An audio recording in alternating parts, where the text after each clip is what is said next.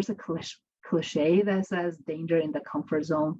And I think this is absolutely a relevant concept here when it comes to career disruption. I learned a lot from Whitney Johnson's book called Disrupt Yourself. When you're changing your role, you're traversing what typically is called the S curve.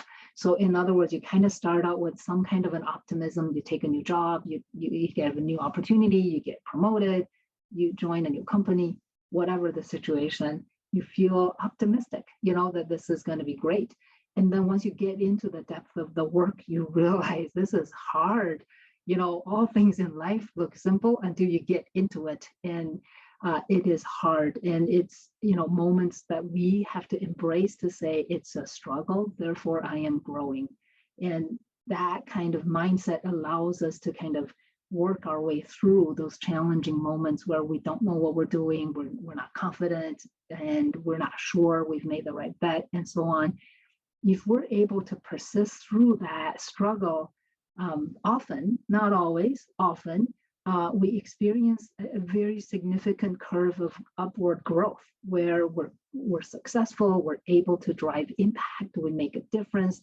You reach a point, whether it's 6 months or 6 years, you reach a moment where you feel kind of undefeatable, that you understand the scope of the work, you're so masterful at it, and you're very confident, you get a lot of kudos, you're mentoring other people. So all those signs that signal that you're really successful in your role, you ought to feel great about that. Yet that's the moment of the greatest risk for disruption, because the world moves and expectations move. And the lesson that I learned from that framework is really understanding that when you're on the top of your game, it's a moment for you to realize that it's time for me to learn something new.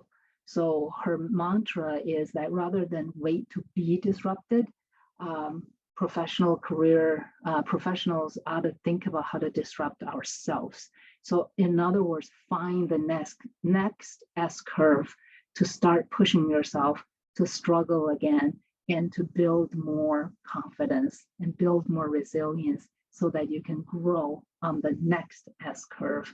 And you go through this over and over, preferably proactively, so that you not only gain tremendous amount of capability and progression, but also confidence that if I did get disrupted, I have the muscles of what it takes to get back on my feet and work through those challenging periods in order to grow in my next opportunity.